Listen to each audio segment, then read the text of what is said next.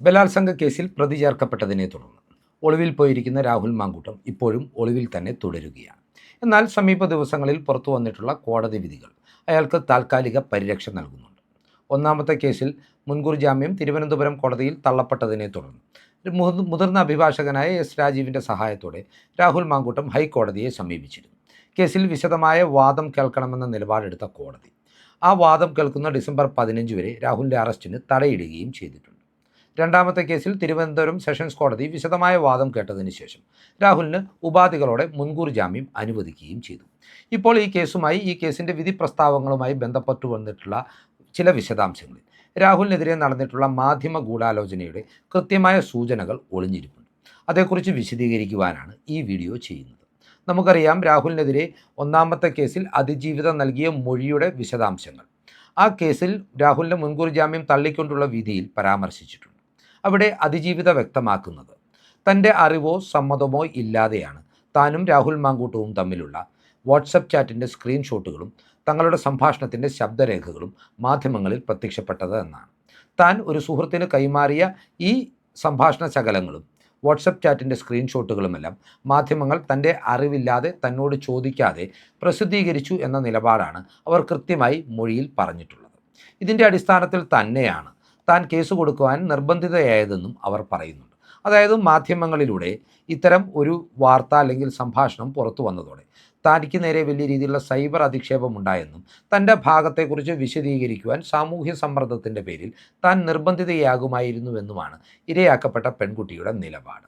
ഇവിടെ നാം കൃത്യമായി ഓർക്കണം, രാഹുലിനെതിരെയുള്ള ശബ്ദരേഖകൾ ആദ്യമായി സംപ്രേഷണം ചെയ്തത് ആദ്യഘട്ടത്തിൽ റിപ്പോർട്ടർ ടിവിയും രണ്ടാമത്തെ ഘട്ടത്തിൽ ന്യൂസ് മലയാളം 24/7 ഈ രണ്ട് ശബ്ദരേഖകളും അവർ പ്രസിദ്ധീകരിച്ചിട്ടുള്ള വാട്സപ്പ് ചാറ്റ് സ്ക്രീൻഷോട്ടുകളും തൻ്റെ അറിവോ സമ്മതമോ ഇല്ലാതെ പ്രസിദ്ധീകരിക്കപ്പെട്ടതാണ് എന്ന പെൺകുട്ടി പറയുമ്പോൾ ഇവിടെ പ്രതിക്കൂട്ടിൽ നിർത്തേണ്ടത് ഈ മാധ്യമങ്ങളെയും ഈ മാധ്യമങ്ങളുടെ ഈ വാർത്ത ആഘോഷിച്ച വാർത്താ അവതാരകരെ അല്ലെങ്കിൽ മാധ്യമ പ്രവർത്തകരെയും തന്നെയാണ്.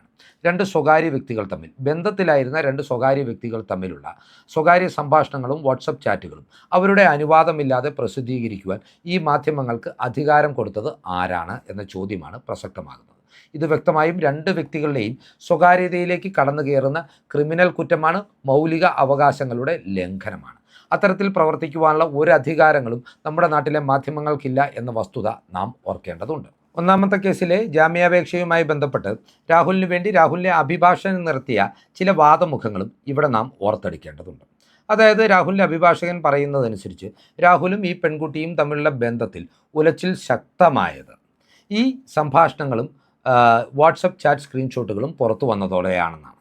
അതായത് ഈ സംഭാഷണങ്ങളും വാട്സപ്പ് ചാറ്റ് സ്ക്രീൻഷോട്ടുകളും പുറത്തു വന്നതിൽ രാഹുലിന് പങ്കുണ്ട് എന്ന് ഈ പെൺകുട്ടി സംശയിക്കുന്നുവെന്നാണ് രാഹുലിൻ്റെ അഭിഭാഷകൻ രാഹുലിന് വേണ്ടി കോടതിയിൽ വാദമുന്നയിച്ചത്.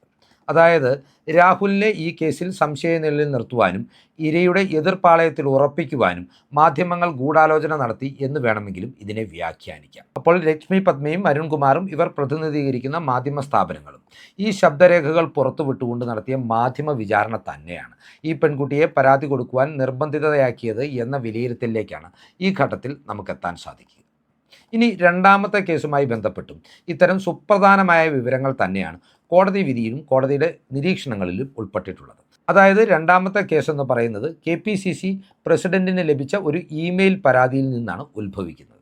അത് അദ്ദേഹം കൃത്യമായി DGPക്ക് കൈമാറുകയും ചെയ്തു.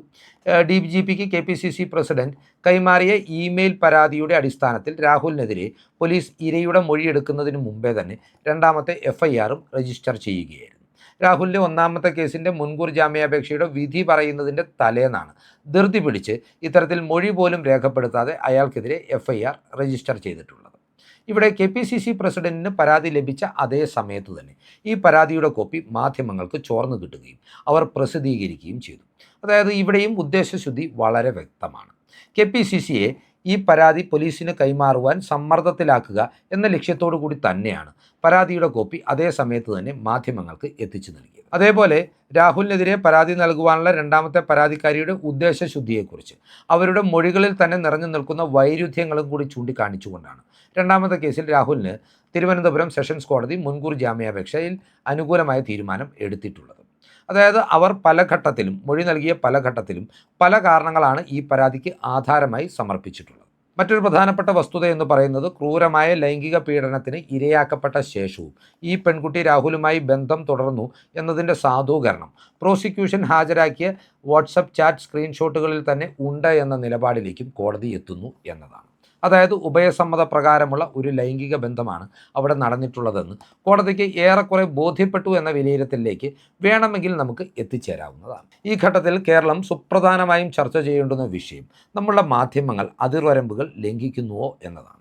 വാർത്താ ചാനലുകൾക്ക് റേറ്റിംഗ് ഉയർത്തുവാൻ വേണ്ടി, ബാർക്ക് റേറ്റിംഗ് ഉയർത്തുവാൻ വേണ്ടി, അതുവഴി കോടികൾ പരസ്യ വരുമാനത്തിലൂടെ നേടിയെടുക്കുവാൻ വേണ്ടി, ചില രാഷ്ട്രീയ യജമാനന്മാരെ പ്രീണിപ്പെടുത്തുവാൻ വേണ്ടി അവർ വ്യാജമായി വാർത്തകൾ പടച്ചുവിടുന്നു എന്ന റിപ്പോർട്ടുകൾ കേരളത്തിൽ അനവധി തവണ ഉയർന്നിട്ടുള്ളതാണ്. എന്നാൽ നിർബന്ധിച്ച ഒരു പെൺകുട്ടിയെ അല്ലെങ്കിൽ നിരവധി പെൺകുട്ടികളെ ബലാത്സംഗ പരാതി കൊടുപ്പിക്കുവാൻ ഇടയാക്കുന്ന സാഹചര്യത്തിലേക്ക്, സാമൂഹ്യ സമ്മർദ്ദത്തിലേക്ക് അവരെ തള്ളിവിടുന്ന നിലപാടാണ് യഥാർത്ഥത്തിൽ ഇരകളുടെ സംരക്ഷകർ എന്ന് പ്രഖ്യാപിച്ചുകൊണ്ട് അവർക്ക് ഐക്യദാർഢ്യം പറഞ്ഞുകൊണ്ട് അവരുടെ കഥകൾ വിറ്റ് കാശാക്കുന്ന ഈ മാധ്യമങ്ങൾ ചെയ്യുന്നത് എന്ന വസ്തുതയും നാം മറന്നുപോകരുത്.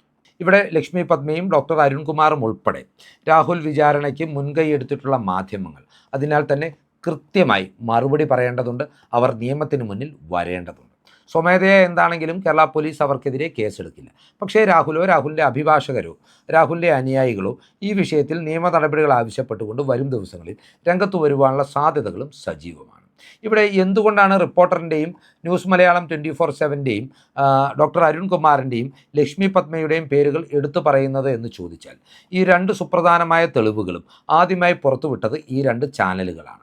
ഈ കേസിൻ്റെ നിരവധി ഘട്ടങ്ങളിൽ ദുരൂഹ സാന്നിധ്യമായി ലക്ഷ്മി പത്മ നിലകൊണ്ടിട്ടുണ്ട് എന്ന വസ്തുതയും നാം മറക്കരുത്. ഇവർ പുറത്തുവിട്ടുള്ള ദൃശ്യങ്ങളും വാട്സപ്പ് ചാറ്റ് സ്ക്രീൻഷോട്ടുകളുടെ ചിത്രങ്ങളും തന്നെയാണ് മറ്റ് മാധ്യമങ്ങൾ പിന്നീട് പുനഃസംപ്രേഷണം ചെയ്തത്. ഇവിടെ ധാർമ്മികമായി രാഹുൽ മാങ്കൂട്ടത്തിന് ഒരു രാഷ്ട്രീയ നേതാവായി തുടരുവാൻ അർഹതയുണ്ടോ എന്ന് തീരുമാനിക്കേണ്ടത് കോൺഗ്രസ് തന്നെയാണ്.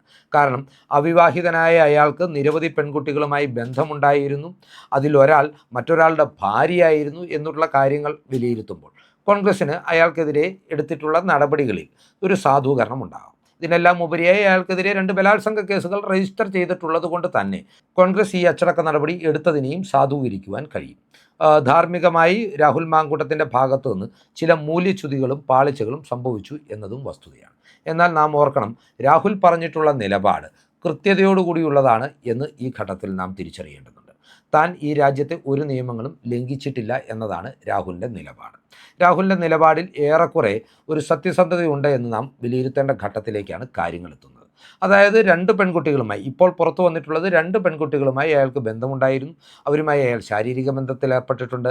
അത് പലപ്പോഴും പരസ്പര സമ്മതത്തോടു കൂടിയാണ് എന്ന് തെളിയിക്കുന്ന തെളിവുകൾ പ്രോസിക്യൂഷൻ്റെ ഭാഗത്തു നിന്ന് തന്നെ കോടതികളിൽ ഹാജരാക്കപ്പെട്ടിട്ടുണ്ട്. അതിനാൽ തന്നെ രാഹുൽ ഇപ്പോൾ ഒറ്റ വിഷയത്തിൻ്റെ പേരിൽ മാത്രമാണ് സംശയനിഴലിൽ നിൽക്കുന്നത്. അതായത് ഒരു പെൺകുട്ടിയെ നിർബന്ധിച്ച് അവളുടെ ഇംഗിതത്തിന് വിരുദ്ധമായി ഗുളിക കഴിപ്പിച്ച് ഗർഭചിത്രത്തിന് അശാസ്ത്രീയമായ രീതിയിൽ വിധേയയാക്കി എന്നുള്ള കുറ്റത്തിൽ. എന്താണെങ്കിലും അതിലെ ശരിതെറ്റുകൾ കോടതിയിൽ കുറ്റവിചാരണയ്ക്കൊടുവിൽ തീരുമാനിക്കപ്പെടുകയും ആർക്കാണ് നീതി ലഭിക്കേണ്ടതെന്ന് കോടതി തീരുമാനിക്കുകയും ചെയ്യട്ടെ. പക്ഷേ അതുവരെയും നമ്മുടെ നാട്ടിലെ മാധ്യമങ്ങൾ നടത്തുന്ന അധാർമികമായ ഈ മാധ്യമ പ്രവർത്തനത്തിനെതിരെ അല്ലെങ്കിൽ മഞ്ഞപ്പത്ര ശൈലിക്കെതിരെ കൃത്യമായ ഒരു ജാഗ്രത ഉയർന്നു വരേണ്ടതുണ്ട്. അവരെ പൊതുസമൂഹം തന്നെ പ്രതിരോധിക്കേണ്ടതുണ്ട്. നിയമപരമായ നടപടികൾ അവർക്കെതിരെ കൈക്കൊള്ളേണ്ടതുണ്ട്. ഇല്ലെങ്കിൽ അരുൺകുമാറിനെയും ലക്ഷ്മി പത്മയെയും പോലുള്ളവർ നമ്മുടെ സ്വകാര്യതകളിലേക്ക് കടന്നു കയറി ഉറഞ്ഞു തുള്ളിക്കൊണ്ട് ചിലപ്പോൾ ഒരു പ്രേമനൈരാശ്യത്തിൻ്റെ പേരിൽ ഒരു യുവാവിനെ ജയിലിലടയ്ക്കുന്ന സാഹചര്യത്തിന് വഴിവെച്ചേക്കാം എന്ന കാര്യത്തിൽ തർക്കമില്ല. തിരിച്ച് ഇത് സ്ത്രീകളുടെ കാര്യത്തിലും സംഭവിക്കുന്നതാണ് എന്നുകൂടി നാം ഓർക്കേണ്ടതുണ്ട്. കാരണം ഇവിടെ രാഹുലിനെ പോലെ തന്നെ ആ പെൺകുട്ടിയെയും വേട്ടയാടിയത് ഈ മാധ്യമങ്ങളാണ്.